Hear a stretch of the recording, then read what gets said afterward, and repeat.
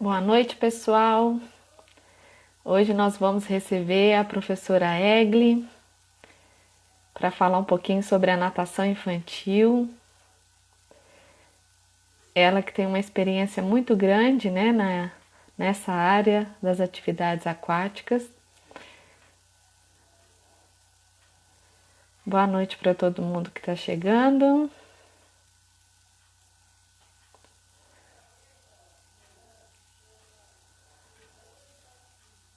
Boa noite, pessoal. Já vou chamar aqui a professora Egli. Vamos ver se ela já entrou.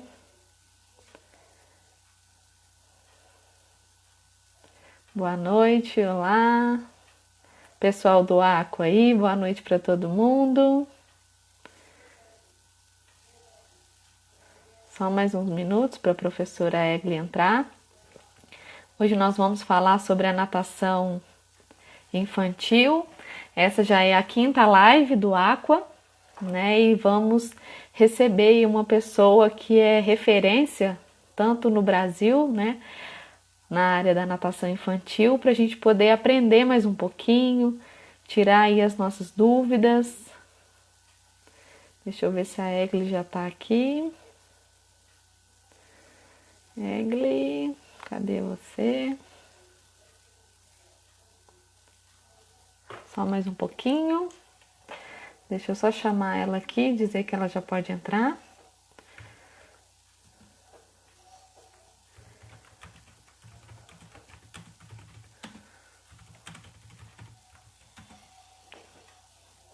Vamos lá, deixa eu chamar a Egli.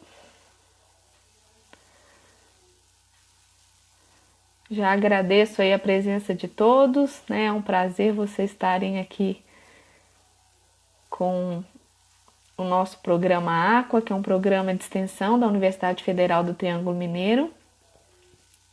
Aí a Egli entrou.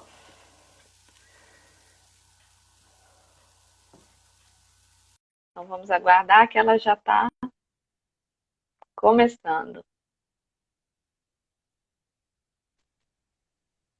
Oi, Aline. Oi, Egli, boa noite, tudo bem com você? Boa noite, Aline. Tudo bem? Tudo ótimo. E com Tudo você? bem, tudo bem. É um prazer muito grande recebê-la, viu, Egli, aqui na nossa live. O programa Aqua, que é um programa de extensão da Universidade Federal do Triângulo Mineiro. E eu quero agradecer a você que prontamente aceitou aí o nosso convite, no sentido de nos fazer aprender um pouco mais, né, sobre a natação infantil, algo que você é referência para nós, né? Eu fui sua aluna da pós-graduação há um tempo atrás e desde então se tornou uma referência profissional para mim. Então, muito obrigada aí por ter aceitado conversar um pouquinho com a gente. Ô, Aline, eu é que agradeço, fico lisonjeada com o seu convite, né? E fico muito feliz de saber que eu pude participar da sua formação e que você hoje está envolvida com a universidade, com a área acadêmica e nesse projeto tão bonito aí de extensão. Quero dar os parabéns a você, aos seus alunos que estão nesse projeto, porque em plena pandemia está todo mundo, né, procurando estudar, compartilhar. E para mim é um prazer estar aqui, poder colocar um pouquinho da minha experiência e trocar com vocês, porque tudo para a gente é uma aprendizagem.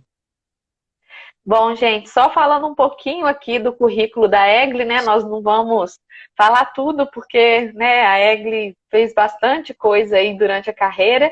Então, a Egli, ela é certificada internacionalmente em natação para bebês pela USSA, membro fundadora da Academia Brasileira de Profissionais de Natação Infantil, a BPNI, sócia proprietária da Academia Golfinho de Ouro, em Uberlândia, já há 32 anos, a todo vapor, né, Egli? Coautora de alguns capítulos de livro, autora de livros, palestrante em eventos tanto nacionais quanto internacionais.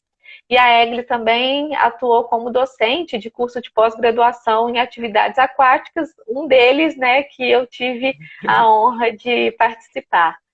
Então, Egli, hoje nosso tema, né, a natação infantil, das aulas à avaliação. E o pessoal que for tendo dúvida, alguma curiosidade, vai colocando as perguntas que eu vou anotando e à medida que a gente for conversando, a gente vai tentando contemplá-las, ok? Bom, Egli, Ok. uma das primeiras coisas que a gente, né, gostaria de saber é a respeito da questão dos conteúdos, né? Os conteúdos da natação infantil, elas são bastante divulgadas, né? Porém, eu acho que algo que muitas vezes gera dúvida, né, nos profissionais que vão trabalhar com as crianças é a questão de qual deveria ser a melhor sequência para abordar esses conteúdos. E aí a gente queria que você ajudasse um pouco nesse sentido. Certo. Então vamos lá. Assim, para iniciar, assim, para a gente falar sobre conteúdos, né, é importante também a gente falar qual fase da aprendizagem, né, que a gente vai falar sobre esses conteúdos. Então eu gosto de ver a natação, né, de acordo com as características da infância, as características de desenvolvimento e aprendizagem das faixas etárias. Então, as crianças são divididas durante a infância, né, em fases, né? Uhum. E na natação também. Então, a gente tem a natação de bebês, a natação de pré-escolares, de escolares. Então, numa primeira fase, os bebês, que seriam de 0 a 3 anos, é uma criança que está iniciando seu desenvolvimento, está na fase de maturação dos movimentos, então, são movimentos muito rudimentares ainda, aprendendo a sentar, engatinhar, andar, né, correr, pegar. E dentro d'água também ela vai estar passando por essa fase de amadurecimento do seu corpo e do seu movimento, né? Então, ela vai trabalhar os três elementos principais da natação, que seria o equilíbrio, né, a respiração e a propulsão, Uhum. e de forma que nessa fase o equilíbrio ele vai ser muito mais trabalhado, né? Então a gente vai trabalhar o equilíbrio vertical, ela ficar de pé, caminhar, correr dentro d'água, tanto em locais rasos ou com plataformas, com materiais, né? Ou em locais mais profundos, que você vai colocar também uma plataforma para desenvolver esse equilíbrio vertical.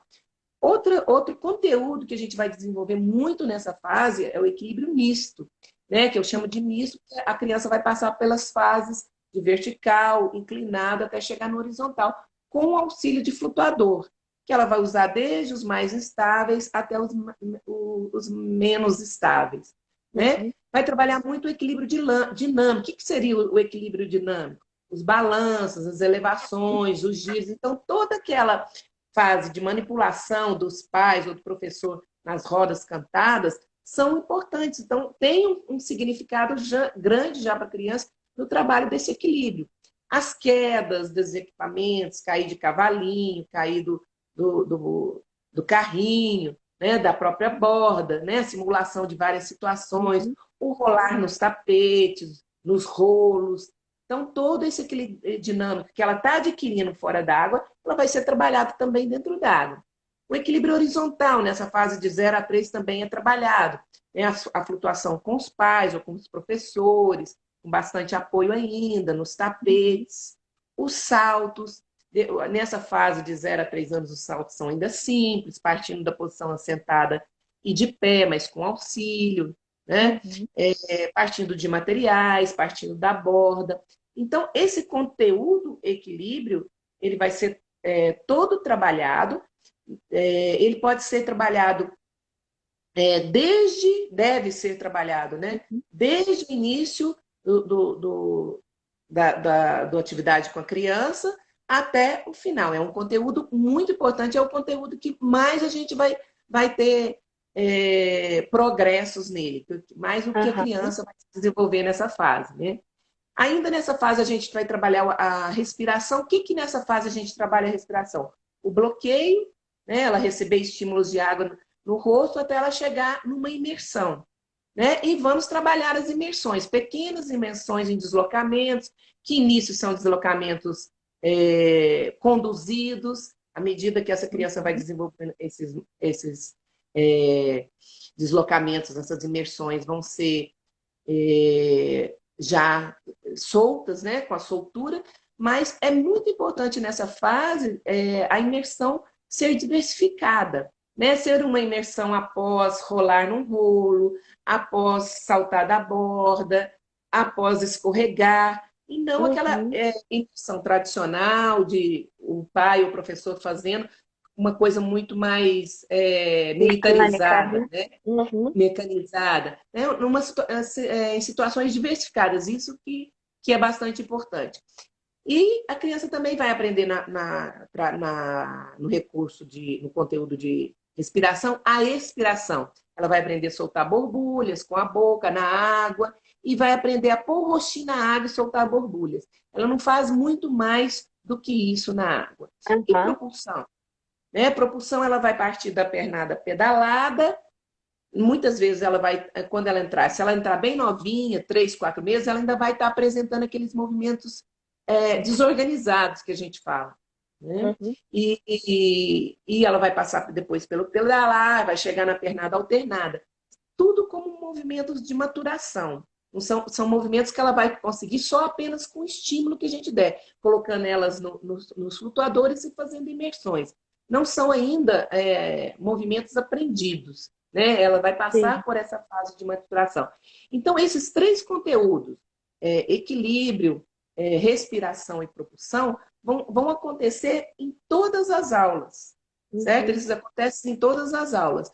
O que a gente tem que estar atento é que ele vai acontecer muito mais no equilíbrio, né? Eles vão estar se relacionando, as atividades, as habilidades que são terrestres com as habilidades que são aquáticas, mas acontecendo tudo ao mesmo tempo, né? Você vai Uhum. trabalhar em uma aula tanto equilíbrio, tanto respiração, quanto propulsão, sendo que a proporcionalidade vai ser bem maior nessa fase do equilíbrio. O Ela vai equilíbrio. ganhar propulsão, né? Vai ganhar respiração, mas o equilíbrio é que ela vai ter um grande ganho, porque ela está na fase da construção da postura dela, né? Do sistema postural.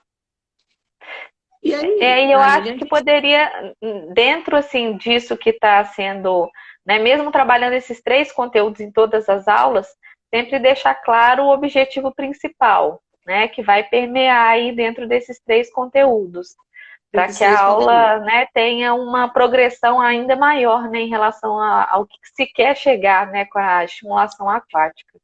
Exatamente. No seu planejamento, você vai colocar, por exemplo, você pode fazer um planejamento mensal, mas pelo menos um semanal.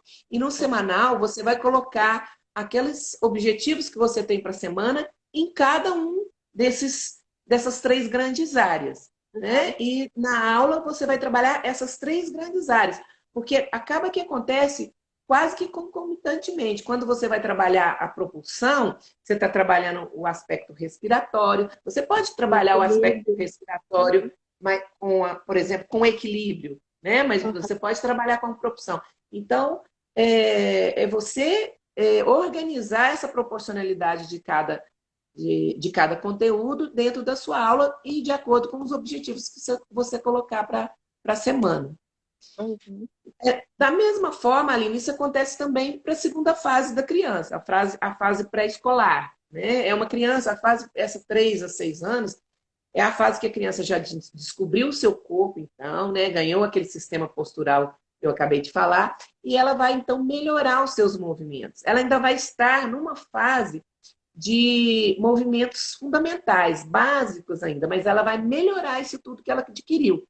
Então, ela Uhum. adquiriu um equilíbrio vertical, dinâmico, e ela vai agora melhorar isso. Ela adquiriu aquela progressão da pernada até chegar na alternada, ela vai melhorar todo esse sistema que ela conseguiu. Então, por exemplo, de equilíbrio vertical e dinâmico, ela vai explorar mais, ela vai fazer movimentos mais difíceis, ela vai combinar movimentos. Enquanto lá na primeira fase, ela aprendeu a andar, correr, agora ela vai andar, correr com mais velocidade, mudando de Uhum. direção, combinando com outros Movimento. habilidades motoras, como Uhum. saltitos, giros, né? Você pode combinar isso aí com uma infinidade de movimentos e com uma infinidade de materiais. Agora ela vai trabalhar mais ainda as quedas, né? Cair de cavalinho, cair do Uhum. rolo. aí de vários materiais que são muito importantes agora, esses equilíbrios dinâmicos para ela, é o que vão dar a noção do corpo dela. Ela agora vai passar por uma fase que a noção corporal vai ser muito importante, então trabalhar muitos giros, inversões, cada vez mais complexos. Então aqui vão começar os movimentos das cambalhotas, das bananeiras, né? Dos giros em todos os eixos corporais. Em termos de equilíbrio horizontal, ela vai trabalhar agora as flutuações já sem auxílio, enquanto lá naquele primeiro momento ela ganhou uma flutuação com o apoio dos pais, nos tapetes, nos materiais, agora é que ela vai ser capaz de suportar o seu corpo sozinha, se colocar na posição de flutuação sozinha. Vai começar a mudar os decúbitos também, de ventral para dorsal. Nos saltos, ela vai diversificar mais esses saltos. Então, aquele trabalho todo de equilíbrio na primeira fase, agora ele vai ser intensificado aqui e vai começar a dar um direcionamento para a atividade natação mais formal, certo? Na respiração, aquelas imersões, pequenas imersões, né, que a criança começou, agora ela vai intensificar. Ela vai emergir por um tempo maior, por distância maior, vai começar as profundidades, né, vai dar mais velocidade, vai mudar de direção nessas imersões. Então, utilizar equipamentos em que ela vai fazer essa mudança de direção, vai fazer essa profundidade. E aqui ela vai ganhar algo importante também, o ritmo respiratório. Enquanto lá na primeira fase ela aprendeu a expirar, né? Aqui ela vai só com a boquinha, com a face só na água. Agora aqui ela vai diversificar, vai implementar muito mais, né, Aline?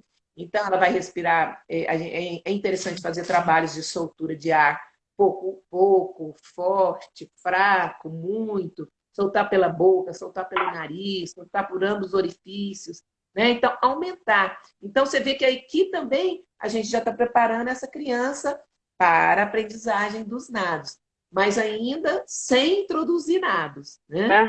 E até no webinário do Gustavo Borges, né, que você fez essa semana, eu achei bastante interessante porque algo que eu acho que a gente não pensa muito, né? A alternância da soltura do ar, né? Pela boca, pelo nariz, de forma alternada. Porque normalmente a gente treina de forma um pouco isolada, né? E até essas variações, acho que a gente é tão mecanizado, né? A gente repete tanto que a gente não para pensar um pouquinho de criatividade ali, a gente aumenta essa gama de vivência que o aluno vai ter dentro da piscina, né? Inclusive da respiração. Que a gente pensa, pegou o ar pela boca, soltou pelo nariz. E se reduz a isso, né? Pois é. Exatamente, porque a gente preocupa, às vezes, de aumentar esse repertório das atividades de movimentos, mas esquece das atividades de... Trabalhar de casa é isso, né, Aline? Desse jeito. Veio duas correndo aqui agora. Mas então, a gente voltando nessa coisa da respiração, é bem importante mesmo, né? Oportuno nesse momento a gente já começar isso, preparando essa criança. Ainda descompromissado de nada, de tudo, em atividades bem lúdicas mesmo, mas aprender, né? Soltar pela boca, soltar pelo nariz, alternar, certo? E em propulsão. Essa criança agora também vai melhorar em propulsão. Né? Porque enquanto lá ela só ganhou os movimentos maturacionais, saiu do desorganizado, do pedalar e chegou na alternada, agora ela vai ganhar em propulsão. Ela vai aprender a movimentar os seus braços e pernas de formas variadas. Então, aqui entra muito as nossas sugestões, as nossas dicas, né? Entra a aprendizagem mesmo desse movimento. E aqui também a gente deve ampliar ao máximo esse repertório, sem antes entrar nos estilos formais. Exato. Então, assim, você me pergunta, né, que sequência que a gente vai utilizar. O que a gente tem que preocupar muito é com o que ela está ganhando com o objetivo, como você disse, das aulas. O que essa criança mais ganha nessa fase? Ela ganha muito de propulsão. Então, os trabalhos de propulsão mais orientados, né, de sugestões, de diversificação vão ganhar muito aqui em tempo, né, em quantidade de exercícios. E, paralelo também, esse trabalho do equilíbrio não pode ser deixado de lado. Ele tem que existir. Então, nós vamos trabalhar muito a propulsão e eu sugiro, assim, alternar propulsão, equilíbrio. E o trabalho respiratório entra aí, ele entra junto com a propulsão, ou ele entra em momentos que a gente quiser trabalhar só essa diversificação. Então, eu posso trabalhar propulsão, respiração, equilíbrio, volto na produção, ampliando com o trabalho de respiração. O E aí, Egli, aí, voltando só um pouquinho na questão da respiração, o Diogo ele fez uma pergunta que a partir de qual idade que começaria esse trabalho da expiração pelo nariz? foi uma pergunta até que a gente comentou lá no webinário também, né? Sim. A partir de 3 anos, a criança ganha aquela soltura, né, do ar pela boca com a face imersa. Então, de início, nós vamos trabalhar muito ela trabalhar a expiração com a face imersa. Primeiro, ela consegue só com o rostinho na água, depois, ela consegue numa profundidade intermediária, até ela chegar numa profundidade maior. Então, de início, a partir dos 3 anos, nós temos que trabalhar muito primeiro essa expiração pela boca, que é muito mais fácil, né? É um orifício maior, é por onde a gente, conversando, Tem mais esse ar entra controle, né? naturalmente. Exatamente, temos mais controle. Então, a gente tem que trabalhar muito isso. Lá pelos 4, 5 anos, a criança que já conseguiu trabalhar bem isso pela boca, ela pode começar pelo nariz. Né? E isso a gente pode começar até antes, mas não quer dizer que ela já vai conseguir Vai de imediato. conseguir. Né? Porque tem crianças, por exemplo, você vai ver que tem muitas crianças que em casa já fazem isso, assoando o nariz, que pai ensina muito, crianças que têm, às vezes, essa necessidade, né? Que é congestionada, e ela aprende isso muito antes.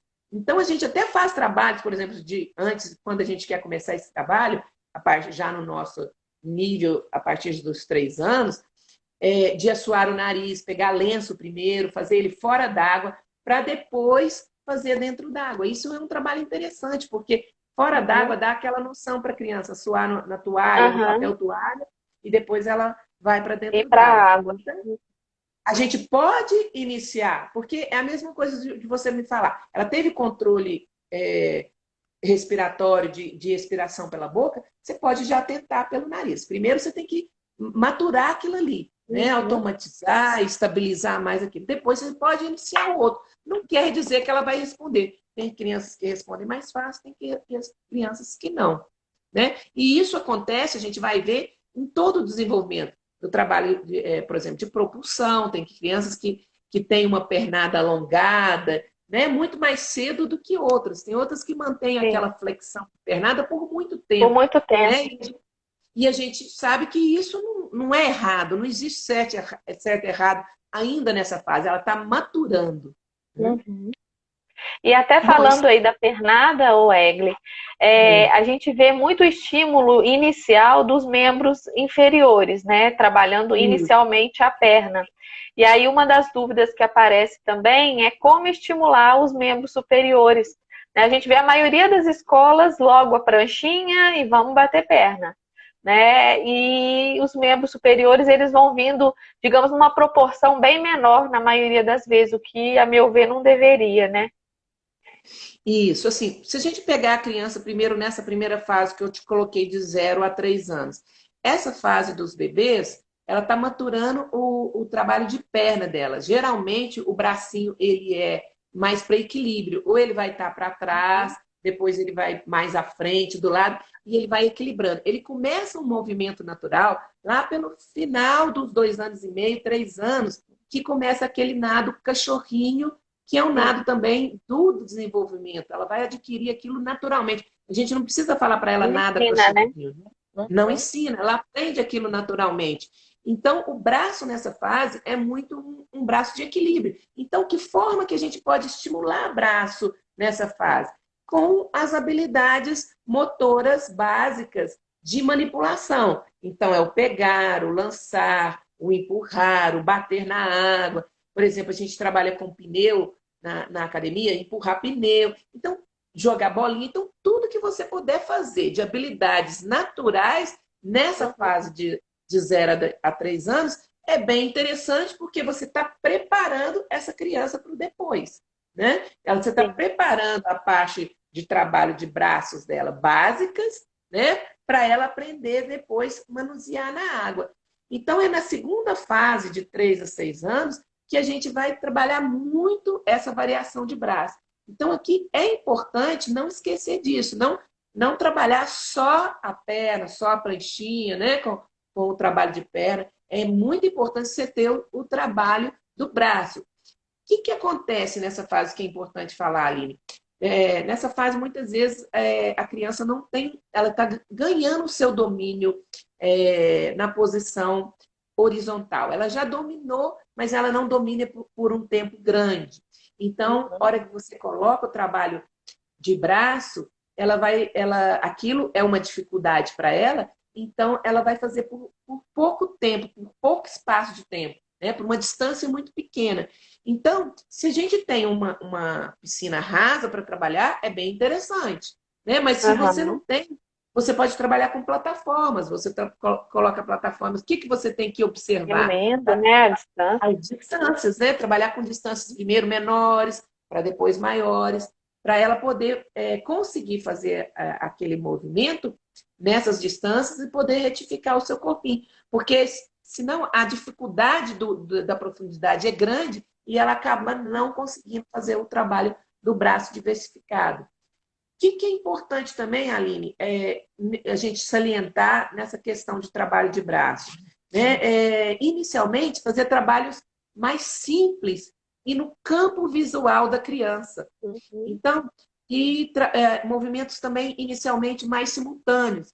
Então, eu vou fazer aquele braço que eu chamo de mexe-mexe, de coraçãozinho, eu vou fazer o empurra-empurra, eu vou fazer a palminha, eu vou fazer o enroladinho. Movimentos que são simultâneos, né? Que para ela é mais fácil, ela vai fazer o mesmo trabalho. Não está decomposto, lados, né?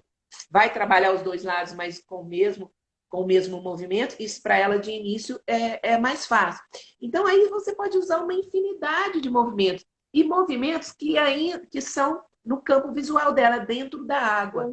Né? Vai ser muito mais fácil para ela. Depois você vai introduzindo outros movimentos mais complexos, dando o alternado, né? Porque ela tem também o alternado do cachorrinho, que ela adquiriu ele naturalmente. Então, você pode partir dali também, esse alternado. O problema maior é você querer exigir muito antecipadamente uma recuperação de braço, por exemplo, que ela não vai conseguir. Né? Ela vai conseguir primeiro um cachorrinho, vai tirar pouco esse braço primeiro d'água, para depois ela conseguir um trabalho alternado, com maior amplitude, com maior fase aérea. Né? Eu acho que viria como uma variação mesmo, uma estimulação dos movimentos, independente de pensar no nado em si ou não, né? Mas uma variabilidade de possibilidades de movimento que ela pode fazer, né, com os membros superiores, assim como a gente tenta variar muitas vezes dos membros inferiores, né? Exatamente. E mesmo assim, para a gente poder aumentar esse repertório dela o quanto mais possível, né? Porque qual que é a tendência de trabalhar? Né? Eu estou trabalhando natação, então eu vou trabalhar o movimento do crawl, do cos, do peito e do borboleta. E restringo muito essa criança desde muito cedo. Né? Então, qual que é nosso papel nessa fase dela ainda de 3 a 6 anos? É ampliar ao máximo, né? Ela está se amadurecendo, se alicerçando para depois aprender os nados. Então, a gente afunilar esses movimentos muito cedo, né? A gente está pecando em oferecendo uma fase que ela precisa, né? E até eu acho que ela ganha uma consciência, né, do movimento melhor, que quando a gente vai fazer o trabalho técnico, ela tem mais noção do que ela está fazendo, né? Quando eu falo um braço para frente, ela, né, já faz com maior facilidade do que se eu mecanizo esse movimento precocemente, né? Muito mais, exatamente. Assim, se a gente introduz muito cedo, você falou a palavra certa, ela vai praticamente mecanizar aquilo. Ela não vai se apropriar do movimento. O mais importante ela experimentar, se apropriar, ela pôr para fora, né, aquele movimento. Sim, Como que ela vai pôr para fora aquele movimento? Movimentando o máximo, tendo o máximo de estímulos, porque o que vai acontecer? Tudo aquilo vai ficar registrado, né? São os gramas motores que vão ficar lá, as sim, caixinhas motores organizadas no cérebro. À medida que ela está praticando e ela precisa de um movimento melhor, o próprio cérebro vai mandar uma resposta melhor. Às vezes não vai sim. ser nem consciente de início, ele vai dando respostas melhores de movimentos mais aperfeiçoados, de movimentos mais eficientes, de postura de corpo melhor. Por isso que é bom a gente trabalhar o equilíbrio muito intensamente, né? Trabalhar esses giros de corpo, porque aí ele vai tendo essas respostas justamente para poder ter essa fase de comparação. Agora é na minha casa o Agora problema, aí. né? Não, mas faz parte. Egli, indo agora para uma outra temática, Só um minutinho, eu vou ter que interferir aqui. pode ficar tranquila. Faz parte, gente. Essa quarentena, a gente trabalhando em casa, é filho, é cachorro, é Eu, todo não, eu, mundo. não, eu tô sozinha em casa, eu não quis prendê-la, porque senão ela ia ficar Aham. latindo. Mas passou alguma coisa ali. Bom, Egli, Então, então mudando um pouquinho dessa questão do conteúdo e indo para o âmbito das estratégias, eu queria te perguntar, né, sobre quais seriam as melhores estratégias para a gente manter a atenção dessas crianças na atividade. A gente sabe que a criança de 3 a 6 anos, ela ainda, né, estimular, ela perde a atenção em função de vários estímulos acontecendo ao mesmo tempo, né? E dependendo da piscina, a gente sabe que às vezes tem uma outra aula acontecendo do lado, uma música, gente chegando, gente saindo, né? Então, que tipo de estratégia você acha que seria mais adequado para a gente poder auxiliar nessa atenção durante as aulas? olha, é assim, acho que uma ferramenta importantíssima para o trabalho com as crianças é a ludicidade, né? É o brincar, as brincadeiras, os brinquedos, é o prazer. Isso vai chamar a atenção muito dela. Por quê? Porque vai dar significado para aquela atividade, né? Vai dar motivo para ela movimentar, vai dar a movimentação para ela agir, para ela aprender.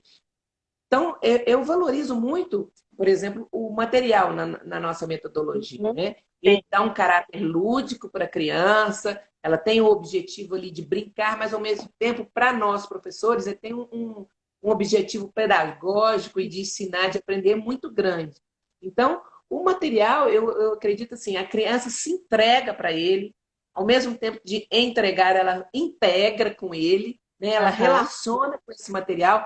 Então, a atenção dela fica muito grande quando você tem o material, né? E esse material ele pode ser um material que estimula grandes movimentos, eu chamo até de grandes Os materiais, grandes né? materiais. Que vai estimular aquela atividade motora básica, um escorregador, uma corda, um trepa-trepa, um tapete, porque que criança que não gosta de fazer isso, né? Uhum. São poucas. E você vai dar o estímulo justamente para elas se interessarem naquilo ali. Então, esses materiais são muito interessantes para essa fase. Outro material que eles interessam muito é o material o cognitivo, né? Aham. O quebra-cabeça, o jogo de dominó, o jogo de memória, todos esses pequenos jogos ainda simples, né? A gente pode utilizar nessa fase. Porque vai dar um significado para ela ir e vir. Porque natação, muitas vezes, você tem que fazer uma repetição daquele movimento. Mesmo que seja movimento variado, você tem que ir e vir na piscina.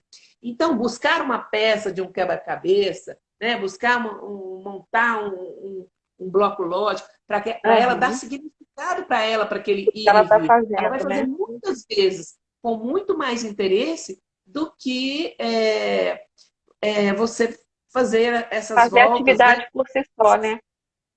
Por si Uhum. só, exatamente. Outra assim, estratégia interessante é utilizar estilos de ensino que dão mais liberdade para a criança. A gente podia Aham. pensar assim, a liberdade eu estou dando liberdade, eu estou dando justamente o fator dela dispersar. O E, na verdade, descontrole, né? não é exatamente, porque, na verdade, não é isso. Quando eu comando muito uma atividade, aquele comando é meu. Então, é Uhum. o que eu quero. E quando você dá a liberdade para ela agir, é dela. Então, a atenção, o interesse dela vai ser muito maior. Então, quando você trabalha por esse estilo de, por exemplo, de descoberta orientada, né? Você vai Uhum. dando de. Você tem lá um tapete. Quem consegue passar no tapete? Aí a criança vai Sim. passar. Quem consegue passar engateando? Quem consegue passar andando? Então, você está dando aquela descoberta para ela de forma orientada. Então, ela Sim. vai mostrar o que ela quer. Agora, você pode também trabalhar de uma forma mais ampla ainda, com mais liberdade, que é a solução de problemas. Por exemplo, você tem um tapete lá no meio da piscina, entre uma borda e outra, e você fala, quem consegue chegar do outro lado? Sendo que ali no meio tem um tapete. Então, ela vai Aham. passar naquele tapete ou andando, ou rolando, ou Tô engateando, ou por baixo, engatinhando. mergulhando. Né? Então, assim, você está dando uma liberdade para ela e ela está usando daquilo que ela quer fazer. Então, isso capta muito a atenção dela, porque é ela que está fazendo, e não eu comandando tudo. Comando é Sim. importante em muitas situações? É, né? Mas Ah, essa forma de dar liberdade também faz com que a criança entre no movimento muito mais, porque é ela. Né? E aí cabe o nosso olhar de observação. E observação, eu acho que é a ferramenta principal ela que é a muito gente tem para importante, poder. né? Exatamente. Né? Porque eu estou dando liberdade, mas eu estou observando o que ela quer. Então, eu posso ir fazendo esse jogo. Eu deixo livre e depois eu afunilo um Direciona. pouco, entro na descoberta orientada. Falo, olha, aquele o Joãozinho passou por mergulhando. Quem consegue? Quem Então, consegue? exatamente. Então, É, e aí essa as forma crianças. de desafio também, muitas vezes, né, gera esse interesse Exatamente. de eu conseguir fazer, né, eu cumprir ali o que foi, né, proposto, e isso Porque auxilia, qual né? criança que não quer conseguir, que não quer estar inserida Sim, naquele meio é. social? Né? Porque eu brinco muito que essas crianças, quando você fala assim, é, nossa, alguém faz um movimento, nossa, que legal! Aí todas as crianças, tia, olha eu, olha eu, olha eu. Aham, Então, assim, sim, todo mundo quer fazer parte, né, de um meio social nessa fase, é a fase que eles estão se encontrando socialmente, aprendendo a ser seres sociais. Então, eles querem se mostrar. Né? Então, essa coisa de desafiá-los, né, a mostrar, isso é bastante interessante. Uma outra estratégia, Aline, a natação historiada. sim. Ela é uma ferramenta incrível para crianças nessa fase. Elas entram na história, né, uma história de super-heróis, uma história do, Aham, do dia a do dia, fundo do do cotidiano, mar. do fundo do mar, elas entram intensamente nessa atividade de natação historiada.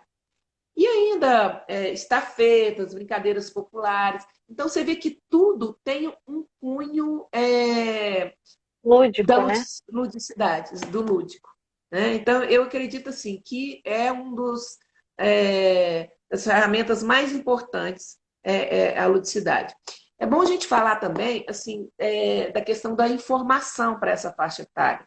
Né? A Aham. informação para elas tem que ser muito simples, rápida, apenas do Objetiva. movimento, objetiva, né? Em poucas palavras, e assim, na ação, para ação, e não eu vou informar o que fazer e não como fazer. Essa Sim. fase, se eu me perder no como fazer, eu vou distrair essas crianças, porque é uma fase de muito movimento, elas querem movimentar. Então tem que ser rápido, né? Tem que aguçar a curiosidade, a criatividade e deixar eles agirem. A partir Experimentarem. daquele primeiro movimento, você vai buscando outros, mas sempre de forma muito rápida. Ok. Acredito que E essas aí, são as melhores aham. estratégias. Ah, com certeza.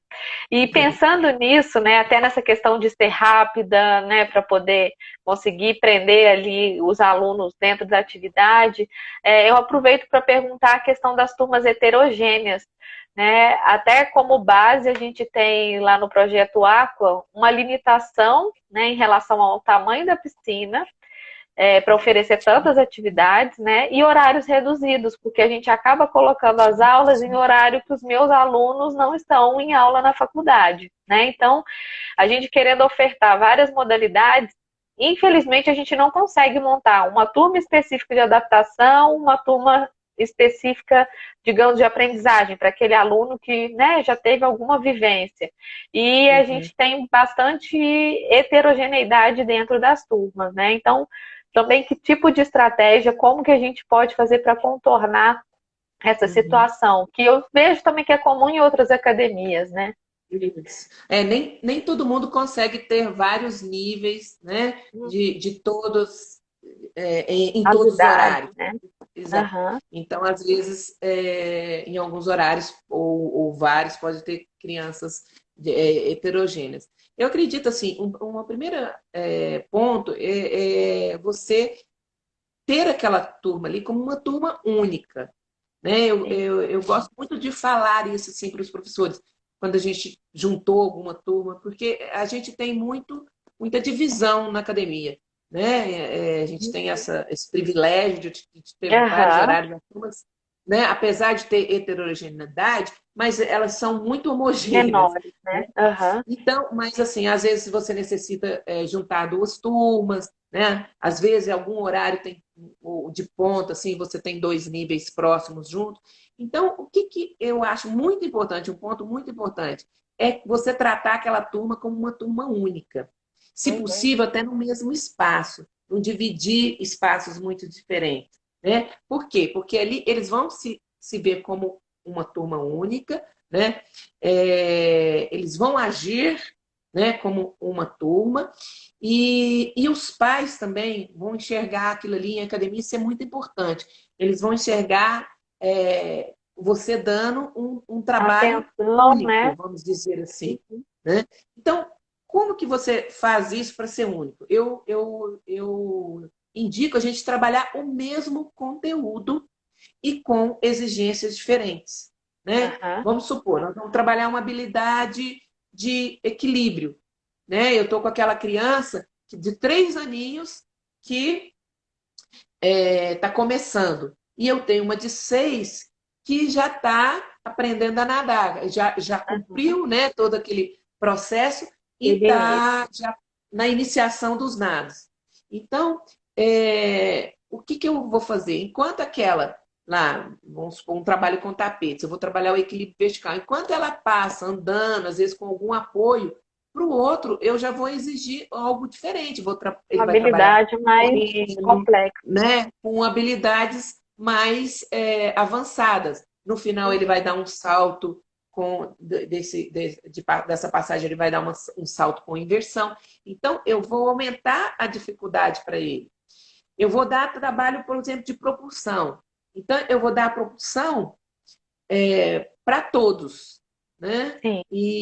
Enquanto para um ele vai poder parar muitas vezes, ele vai pôr o pezinho no chão, ele vai trabalhar um espaço entre duas plataformas menores, ele vai chegar do outro lado e vai fazer uma volta, o outro vai fazer duas, três voltas. Aham. Então, né, eu trabalho o mesmo conteúdo com exigências diferentes.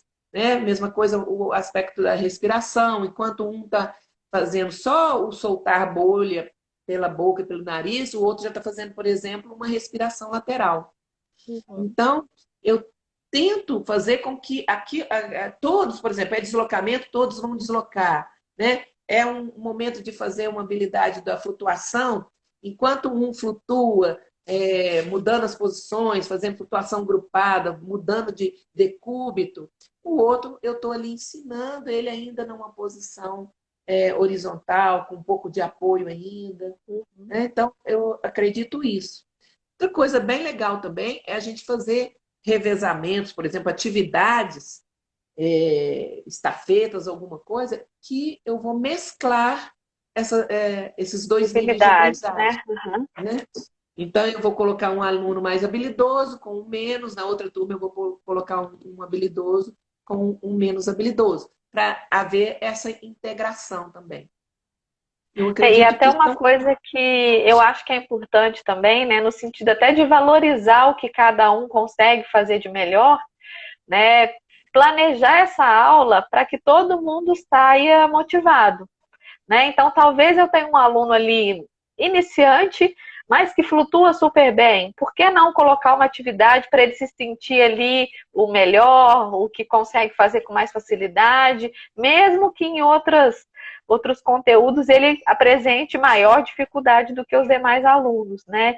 E aí eu acho que ele se sente incluído ali naquela turma, ele se sente motivado e não com aquela sensação de, eu sou mais lento, eu nunca consigo, né? Eu estou começando e os outros já estão avançados, né? Então eu acho que também é uma forma que a gente pode, né, estimular esse aluno que está estimular. começando dentro de uma turma heterogênea. Exatamente, ter esse olhar de reforço positivo, né? Para aquilo que ele é melhor. Muito bem lembrado. E aí, Egli, acho que até falando sobre isso, a gente pensa um pouco na questão dos pais, né? Que muitas vezes estão ali de fora, vendo tudo que a gente está fazendo, né? Como costuma ser essa relação que vocês têm com os pais? E até aproveitando essa temática, apareceu uma pergunta aqui que foi da Priscila. Já que a natação é uma modalidade que você começa precocemente, né? Desde muito cedo. A maioria das crianças nessa idade, ela ainda não pede para ir para natação, é uma escolha dos pais e muitas vezes ela não quer estar ali, né? Então, como que é esse relacionamento aí, pai, academia, professor, no âmbito da natação infantil? Eu acredito que os pais são pontos, é um ponto principal, é um aliado, né? Eu não costumo enxergar como pai como problema, né? Como aquele que me traz só situações complicadas. Eu quero o pai do meu lado. O pai, ele tem que já andar junto comigo, né? Eu acho que essa relação é muito importante. Então, esses pais, assim, desde o início, eles têm que ser esclarecidos do que vai acontecer, né, com essa criança, qual o trabalho que vai ser feito. Então, assim, uma sugestão muito boa para aproximar, para essa proximidade com os pais, tem um questionário de entrada. Um questionário onde você vai saber das expectativas do pai, saber um pouquinho da criança, quais são as expectativas dele em relação ao trabalho, em relação à instituição, né, em relação ao filho dele. E a partir daí a gente já conhece esse pai e a gente pode dar algum retorno para ele, né? Algum Aham. retorno do que ele está pensando. E eu acredito que esse pai, então, ele deve obter informações desde o início, de como são os níveis, né? Depois da primeira aula da criança, em qual nível essa criança vai entrar, o que vai ser desenvolvido por ela. Isso pode ser dado por informações pessoais, ao vivo, pode ser dado através de folhetos, né? Você pode marcar entrevistas com esses pais. Então, essa relação com esse pai é sempre importante. E eu costumo também falar com os professores o seguinte: fala sempre alguma coisa para esse pai ao final da aula. Se ele vai pegar essa Aham. criança, né? Ó, foi tudo bem. Ó, Dar tá um tudo feedback, né? legal, né? Ou se acontecer um episódio, né? Tem que haver muita transparência também. Se acontecer algum episódio, por exemplo, uma discórdia, um conflito, Aham. né? Que ainda existe nessa fase, você fala, ó, hoje aconteceu isso, tal, mas eu trabalhei dessa forma. Você informar o que você fez, né? O que você sugeriu para o aluno, né? Eu fiz isso, eu fiz aquilo, eu gostaria que você reforçasse essa atitude ou não, né? Então, assim, sempre tem que ter essa transparência, falar o que aconteceu, se houve um conflito, ou se a criança, por exemplo, saltou e passou alguma situação ali de apuro, Aham. não era a vez dela, ela foi, ó, aconteceu isso, ele não esperou a vez dele, mas eu fui lá, peguei, né? E na hora ele ficou um pouco inseguro, mas eu expliquei o que aconteceu. Então, assim, tudo é muito importante, né? Colocar para os pais tudo o que acontece.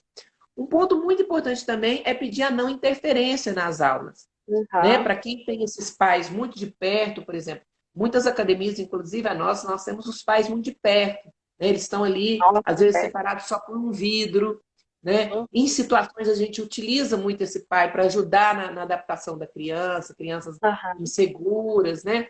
Sem autoconfiança, às vezes a gente utiliza a presença do pai ali no começo, mas a gente pede muito isso. Aqui, nesse momento, somos nós. Então, essa interferência, a gente gostaria que não tivesse, né? Sim, Dentro d'água é o professor. E atender esse pai, né, fora do horário, se necessário. Se a gente vê alguma situação de necessidade. muito atraso no desenvolvimento, esse pai, em momento nenhum, por exemplo, naquele momento do primeiro questionário, a gente pergunta, por exemplo, se a criança tem algum atraso no desenvolvimento, se ele não falou nada e a gente está observando alguma coisa, Percebendo. percebendo alguma coisa, chamar esse pai, eu acho que é bastante importante. Né? E com esses pais também, a gente faz algo também que eu acho importante, assim, porque à medida que você lida com muito mais pais, né? Quando o estabelecimento é pequeno, a instituição é pequena, você tem uma relação muito próxima e muito fácil. Aham. À medida que cresce muito esse número de alunos, às vezes vai ficando Já difícil. dificulta, Então, né? exatamente. Então, quando esse pai, por exemplo, vai renovar o plano dele, ele tem um novo questionário na renovação. Por toda renovação ele tem um plano, ele tem um questionário.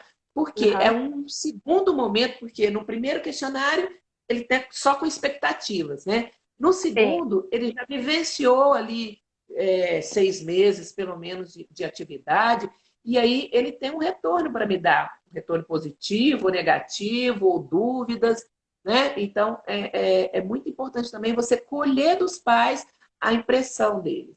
Então, eu acho isso. Pai é do nosso lado, né? É isso aí. E Egri, para finalizar agora, a gente já está aí nos finalmente, mais uns 6, 7 minutinhos, falar um pouquinho da avaliação nessa faixa etária, né, da natação infantil.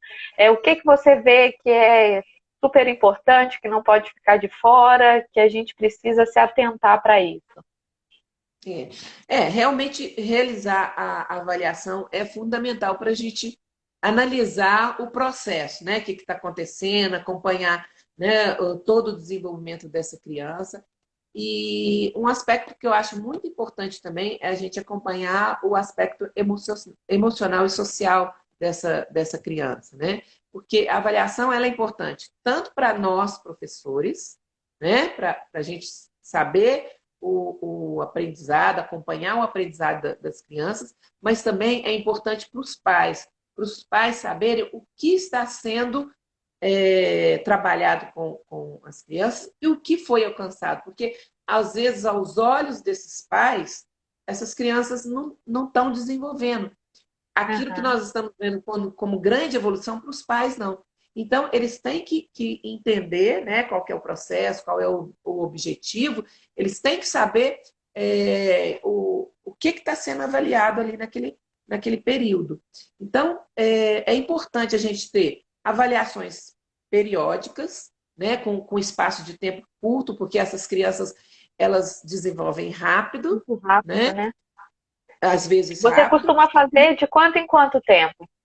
Olha, a gente faz essas avaliações mensalmente. Por quê? Porque talvez vocês na UFTM, talvez vocês tenham turmas iniciando e finalizando. Não sei se é assim. Sim, é Então, semestral. vocês têm o início e fim daquela turma. Então, vocês podem fazer uma avaliação no início e no final. Academia, as crianças estão sempre entrando, não são Sim. turmas iniciando e finalizando. Então, o Aham. que a gente faz? A gente faz a avaliação mensalmente, porque uma criança, às vezes, que já está há 3 meses, é diferente de uma criança que acabou de entrar Acabou de um entrar. mês. Então, Aham. eu dou oportunidade para aquela criança todo mês ser avaliada e ela passar independente de um grupo, né? Ela Sim. passar pelas conquistas dela. Então, eu tenho essa avaliação que a criança faz mensalmente, se ela adquiriu, né? Se ela conquistou, falado, é uma observação que se faz, um coordenador vai para a borda da piscina junto com o professor durante a aula, Aham. informalmente, observa, e se ele viu ali que essa criança está com todos os critérios alcançados, né? Ao final da aula, a gente fala do que essa criança alcançou, né, Alcançou. os objetivos Aham, informalmente e vai dar para ela como fala, o cartão dela de conclusão daquele nível. Mas eu tenho aham, também uma avaliação semestral, que aí é uma avaliação com todos os conteúdos, aí essa avaliação aham. é para o pai. Aquele daquele mês, né, daquela passagem Fica de com o nível, professor. é muito para a criança, ela vai receber um prêmio por aquilo ali, um cartãozinho de conclusão, uma medalha, né? Mas no final do processo, do final de cada semestre, é para o pai. A gente tem uma ficha que tem todos os objetivos a serem alcançados, e ali tem uma avaliação se foi alcançado, se ainda não, se não está sendo Aham, trabalhado. E o que eu acho assim, muito importante, Aline, que eu acho que a gente tem que atentar para isso cada vez mais, para esse aspecto socioemocional. Na nossa sim, ficha de avaliação, a gente tem um espaço que o professor escreve sobre isso. E isso sim. cada vez vai ficar mais importante no nosso mundo, né? Porque o esporte, ele empodera as crianças, ele dá Sim. disciplina, né? Ele trabalha o lado emocional, dá autoconfiança, ele trabalha a determinação, ele trabalha a persistência, a resiliência, ele trabalha um tanto de valores que às vezes os pais não estão percebendo e a gente precisa falar Ah, que isso está acontecendo. Então, ou a gente ter uma avaliação que está falando disso, ou pelo menos você ter um espaço para você escrever sobre, né, sobre aquilo, que ela superou o medo, né, que ela enfrentou o medo. Então, isso hoje eu acho um dos principais pontos para a gente pensar na avaliação. Eu já vinha me preocupando muito com isso, e 2 anos atrás, no Encontro Internacional do Gustavo Borges, eu assisti uma palestra do Paçoca, o Tiago aham, Aquino, não sei se você conhece, e ele conheço. falou justamente sobre isso, né? E eu até comentei com as minhas professoras, falei, olha, era isso, né? Comentei com a coordenadora, era isso que eu estava falando, que a Que gente você faz aqui e que a gente precisava precisa agora colocar na ampliar mais prática. ainda. Né? Aham. Então, nós estamos em estudos na nossa avaliação para implementar isso mais fácil, de fazer isso de forma mais fácil ainda. É, Gli, Então, é isso, infelizmente a gente Aline, está aqui chegando ao final, ao né? final, né? Chegaram algumas perguntas aqui, mas infelizmente a gente não vai conseguir, né? A live é de Para 59 encerrar. minutos, né? E encerra. Mas eu quero mais uma vez te agradecer muito, né? Por toda aí, né? é, é, partilha de conteúdo, né? A gente é muito grata a você. Meus alunos estão aí na live aí que não te conheciam e agora com certeza viraram fã, né? Agora eu tenho uma aluna, descobri, foi sua aluna de natação para bebês que está no projeto, Oh, a meu Deus. Zoe, está aí na live também. Ah, filha de uma grande amiga, que bom. Isso. Então, A assim, Zoe Campos, né? Ah, que justamente. coisa boa. Então, Ah, assim, foi muito rico para a gente, muito engrandecedor. Então, eu tenho muita gratidão, né, por você ter dividido um pouquinho aí de todo o seu conhecimento conosco. E o quero Aline, agradecer também a todo mundo que esteve com a gente aí na live. Meu muito obrigada. Aline, eu é que agradeço a você, aos seus alunos, a todos que estiveram presentes aqui, né? Me coloco à disposição. A gente está muito perto, talvez a gente pode fazer, né, Sim, programas juntos, o pessoal vir aqui, você vir aqui, a gente fazer uma troca, né? E a gente está descobrindo, né, com essa quarentena que a gente tem esse recurso da internet que nos sim. aproxima mais ainda, né? Agradeço muito e me coloco à disposição para você, para seus alunos e para quem desejar. Se quiserem outras perguntas, né, eu depois posso passar para você o meu contato. Se vocês têm meu contato do Instagram, no Face, podem me mandar. Eu estou à disposição. Aquilo que eu não respondi a contento, né, a gente pode fazer novamente de uma outra forma. Então, pessoal, a live vai ficar gravada, tá? Egli, vários corações, palmas, carinhas com um Que bom. olhinho de coração. Então, não tinha dúvidas que seria, né, um sucesso. E mais uma vez, muito obrigada e boa noite aí para todo mundo, pessoal. Boa noite, muito obrigada. Um beijo para Um todos. beijo, tchau, gente. Tchau, tchau.